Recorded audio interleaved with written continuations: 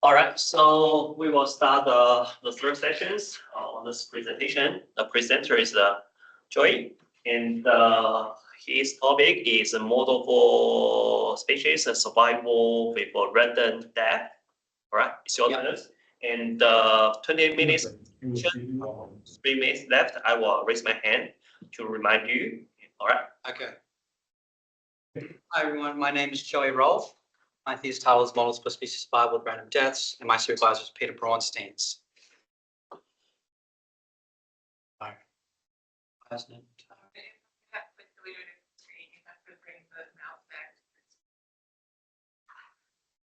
Oh, yeah. Okay. So we begin with two quotes, almost to provide some motivation to this thesis topic. Almost all species of plants and animals that have ever lived on Earth are extinct. Estimates of at least 99%, possibly as high as 99.9%. And secondly, although some extinction is selective, much is apparently random that survivors have no recognizable superiority over victims. These are both said by David Raup, who was a famous paleontologist who dedicated most of his life to fossil record and also extinction level events. And the two things I want to take away from these two quotes are, one, that extinction is very common in species evolution, and two, that species extinction is somewhat random in that there's no sort of selection process, so to speak. And by the end of this presentation, we hope to be able to answer, are the species alive today the fittest of all time? I realize right now it's not very well posed because we don't know what fittest means, but hopefully by the end of the presentation, we have a better understanding of what I mean by that. Oh. Okay, sorry. We present, we go over three models of species evolution. The first is the GMS process that was established in 2010 by some Italians. And then the second and third process, we established the main results, which is my own and my supervisor's original contributions. And in particular, we introduced this third process to help explain some of the behavior seen in the second process. So we begin with the simplest process, the GMS process, and it is defined as so. It's a discrete time stochastic process, and this is how we have an outcome here of how it evolves through time. So at n equals 0, there are no species that exist. Then at n equals to 1, there's a chance of a birth or a death. In this particular outcome, there's a birth that happens with probability p, and it's given a fitness value uniformly random in 0, 1. And we can see here this one has fitness 0.05. At n equals to 2, another birth occurs. This time it's given fitness 0.72. Finally, at n equals to 3, a death event happens, which with probability 1 minus p, or q, and it always targets the least fit species, which is the species here with 0.05. That's the lowest number. So when p is greater than q, so there are more, the population is growing, there is more births than deaths. The question is, how does this distribution of fitnesses look like as time goes on? Well, we've got a simulation here for when 99.9% of species go extinct. What we see is only the fittest survive. This very thin bar here. It's a bit hard to see the behavior, so we're going to look at a slightly more easier to understand process where we have p equal to 0.55. So now 10% of species go extinct. Survive, sorry, 10% of species survive. What we can see here is this emerging behavior, which is interesting, a bit hard to see in the previous one. And we want to ask three questions. First, we observe that there's this huge blank space where species don't exist in very low numbers. And then all of a sudden, after some threshold, which we denote the critical fitness, species seem to be surviving, or they're gathering with the species with the most fitness. And so we want to try and establish, firstly, what is this critical fitness value? Secondly, we want to establish, is this a uniform distribution? Because it looks to be somewhat uniform. And thirdly, we ask whether any species in this model can survive forever. Well, the authors were able to establish these three results. they show that the critical fitness is a function of the birth probability and the death probability, Q on P. Secondly, they established that this is a uniform distribution. And thirdly, they show that species above this critical fitness, in this circumstance 0.81, that they have a strictly positive probability of surviving forever. And to establish these results, we have to first introduce some notation. We define ln of f to be the set of species with fitnesses below some threshold f. So in this example, we've set f to be 0.4, and we have the set of species below 0.4 at a certain time. For example, n equals to 1, there is one species below the fitness 0.4, so 0.05. Similarly, we also denote the set of species with fitness greater than or equal to that threshold f by Rn of f.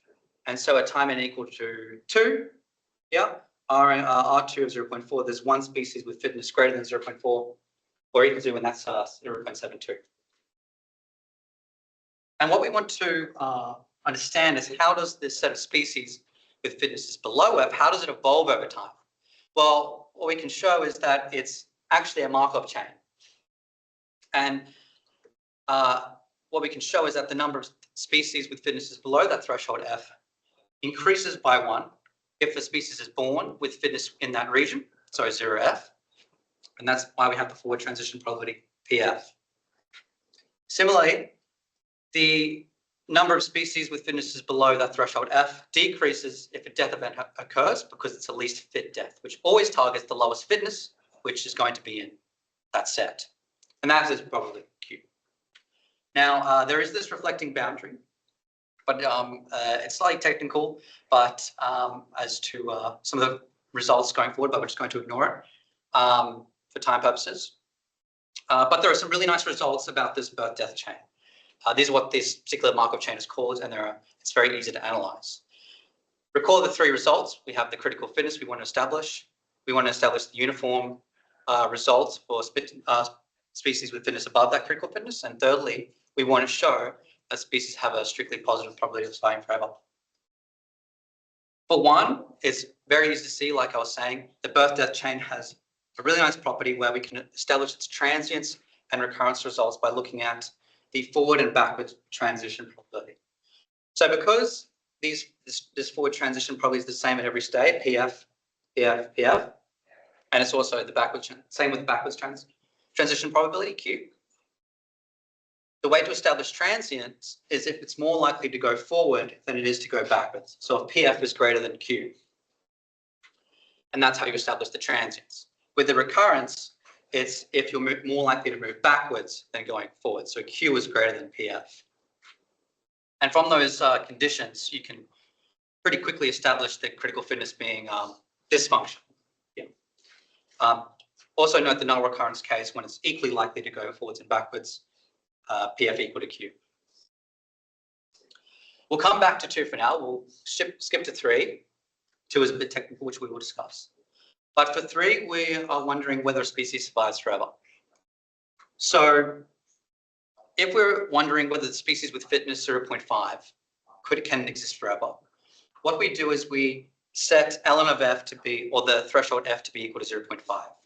And so it begins at state 1 because that species exists. If there were more species below with fitness below 0.5, then it would start at a higher state like 2 or 3. And the question is, does this Markov chain ever hit state 0? Now, hopefully, it's pretty easy to see that this is gambler's ruin. It's a very famous problem about whether or not beginning at a state greater than 0, whether you will hit this state, and it's absorbing. So that's a very well-known result, and that's how you establish 3. For 2, we require this nice property where the transition probabilities are the same in each state, forwards and backwards. Because then you can decompose this Markov chain into a sum of IID random variables. And then you can use the strong law of large numbers, and then using the continuous mapping theorem, you can establish a result that corresponds to the uniform distribution we talked about in history. Slightly technical.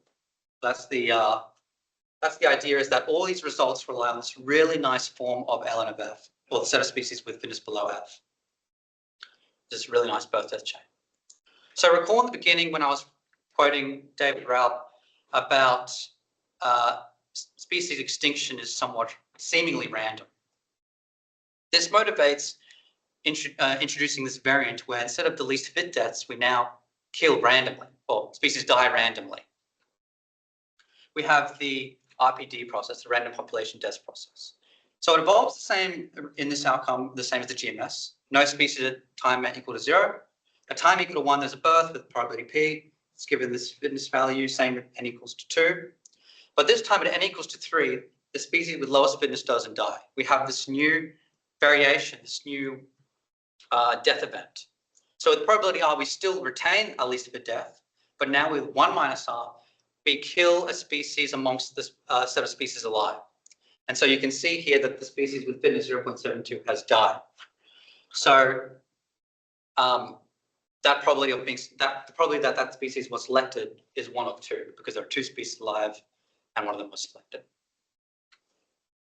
So we ask ourselves the same question. When the population is growing, how does the distribution of fitnesses look like?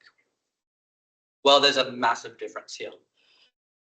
This is the GMS process, and if we recall, when there's 99.9% of species that go extinct, it's the same for the 2. We recall in GMS, only the fittest survive, survival of the fittest. For the RPD process, all of a sudden, now you only need fitness above what looks like 0.5 to be able to survive forever. But we want to establish the same results. First, we want to establish what is the critical fitness level here. Looks to be 0.5. Secondly, is this a uniform distribution here above this critical fitness? And thirdly, can species in this model survive forever? And this is these results that we establish our original contribution. So we have shown, what we show is that 1, the critical fitness is a function of the birth probability and death probability, and the least fit death event, R. So it's QR and P. So we establish what this critical fitness is there. Secondly, we establish that it is in fact uniform on that region above FC. And thirdly, the most interesting thing, in my opinion, is that species can't survive forever in this model, whereas in the GMS there was a possibility that species could live forever. And so when we try to establish these results by going through the same methods as the GMS process, we try to construct that nice birth-death chain that we talked about. Well, there's an immediate problem. The problem is we have this term here. Now that's the set of all species, the set of species alive at time n. Now that's not in the process, so we don't have that information. So it's not Markov. It's not a Markov chain. You can't analyze this process. So the way we resolve this is by incorporating this information into the state space. Now we've got this this monstrosity here, this 2-dimensional Markov chain. So it does have the Markov property, but it's not a nice, simple 1-dimensional birth-death chain with that easy to analyze transients, recurrence conditions where you just look at PF and Q. Now it's really complicated. And in fact, the transition probabilities are state dependent, so they change here depending on which state you're in. So it's really complicated. And so this is the complication that arises in analyzing this model and sort of highlights our originality. So I'm only going to establish one part of the results here, in particular this result, just for time reasons, but also it's the simplest idea. And it's corresponding to this interval here, showing that species with fitness below the critical fitness will die with probability 1. So the way we do this, we come back to that stochastic process that has this pesky term here that doesn't allow it to have the Markov property. And the idea is we want to create a nice birth-death chain that we can analyze very easily to sort of bound its behavior. So what I mean by that is when this process is in state 1, the easy to analyze process is also in state 1 or greater than it. And the way we construct it is by realizing when they're coupled on the same space, so they're driven by the same random variable, they move up together since they have the same probability PF, but they don't necessarily move down together. In fact, it's more likely for this to move down. because of this Q1 minus R. This is a strictly positive term. And so that has the effect of the following. This red line was that easy to analyze birth-death chain, and it always sits on or above this black line. And that's the domination I'm talking about. Whereas, the black line always sits below it generally or is equal to it. And the idea is that this red line, if we can show that it's 0 infinitely often with probability 1, then we must know that this black line is 0 infinitely often with probability 1. And that's that positive recurrence argument that we applied to this easy to analyze birth-death chain. And so that concludes the section on the RPD process. If you recall in the histogram, we had that striking difference between the histograms where the critical fitness was, in the GMS process, we had the survival of the fittest, but in the RPD, we had that you only need fitness above 0.5 approximately to live for a somewhat long time. Well, to help explain this behavior, we introduced this third process, the random location death process. It's the same as it evolves the same as the GMS process. At n equals 0, there are no species alive. At n equals 1, a birth happens, and it's given 0.05. At n equals 2, another birth happens, and that's given fitness 0.72. But finally, at n equals 3, we have this new variation of the death event.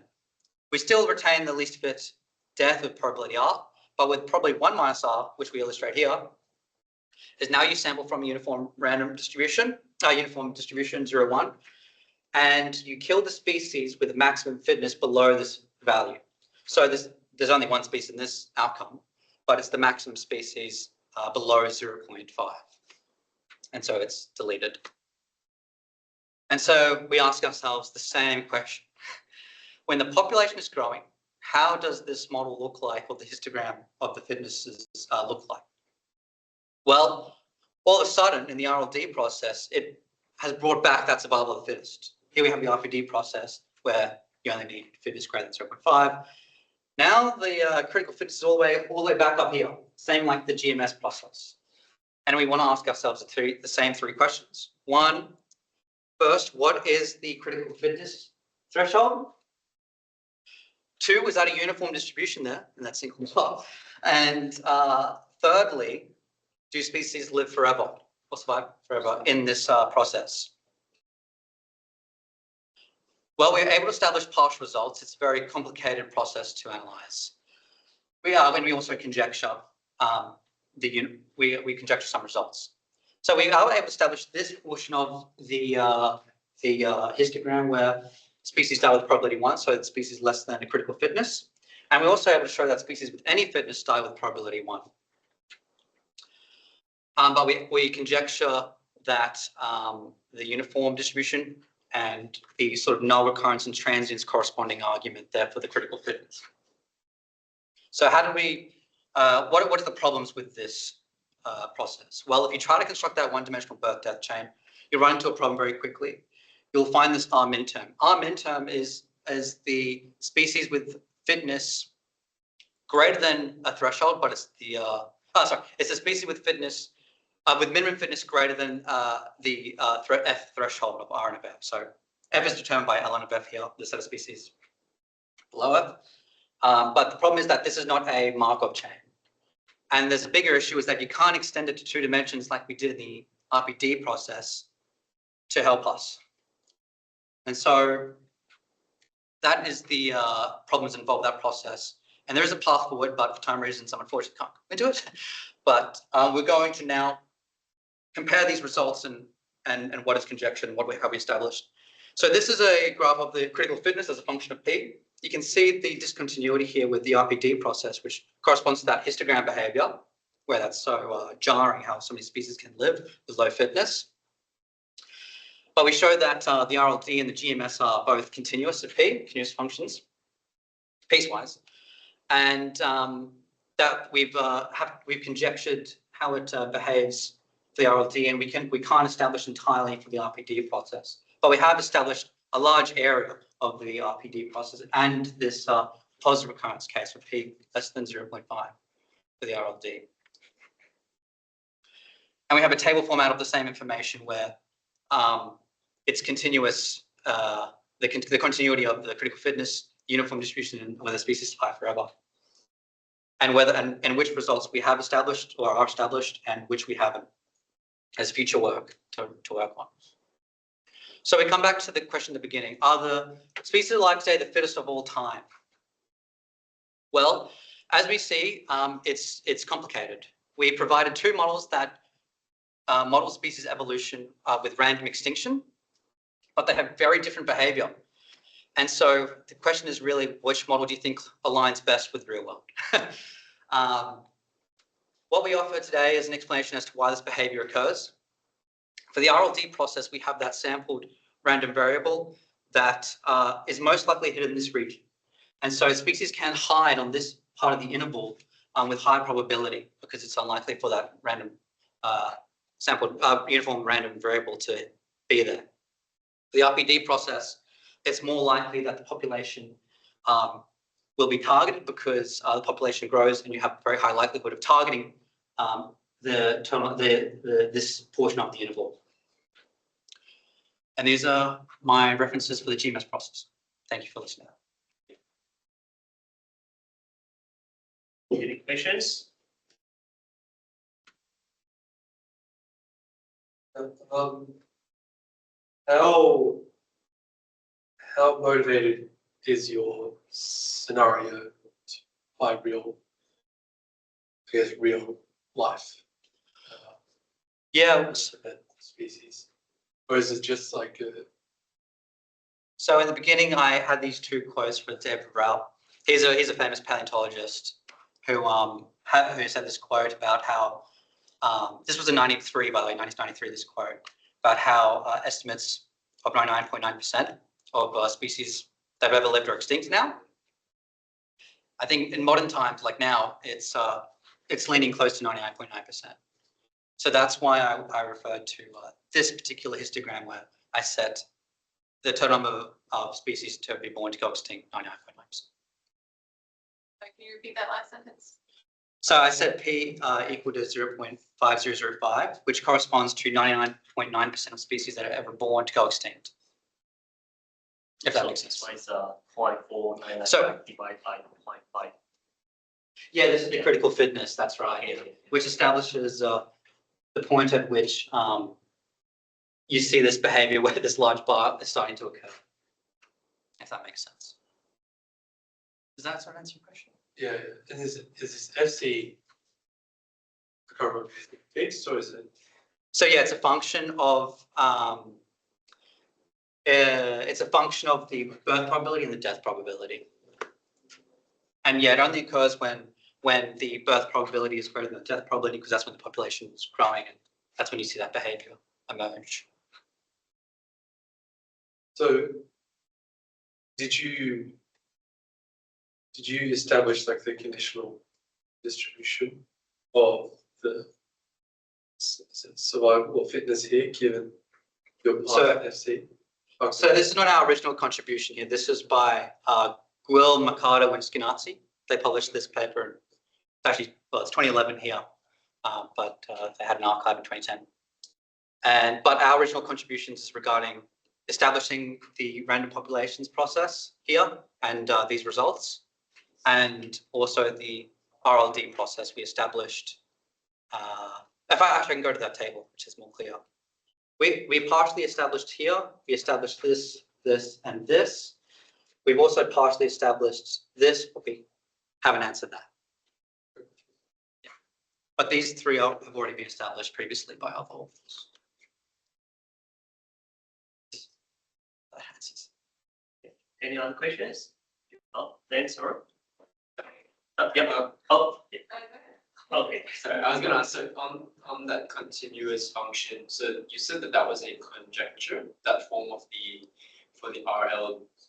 Yeah. Yeah, How did you establish that conjecture of the form of the function of FC on P? So it's quite technical because we have this one-dimensional birth-death chain. We have this, well, it's not a birth-death chain because of this R min term. We define it's quite a technical argument where we define a very similar process. So it's not the exact same process, but asymptotically, it converges to the same thing. So we get that result. So we can establish for a very slightly different process that gives that critical fitness function as a function P. But for this process, and so it's a conjecture, but we believe it's the same thing. First question, what motivated your choice of R? What motivated my choice of R? Is that like, you think that that's a realistic value or it works out mathematically nice or, I chose R equals 0.5 because if you remember the quote in the beginning with David Raup, he suggests that, well, we can just look at it, that extinction is something, although some extinction is selective, much is apparently random. That's why it's having a recognizable superiority of victims. So I chose 0.5 because one, it's the most jarring on a histogram for sort of that purpose, but also it's a nice those events where least fit deaths happen is the same as the random selection events. They happen in equal probability. So that's why I chose 0.5. Any other questions? Not? Thanks. So, okay. The next one.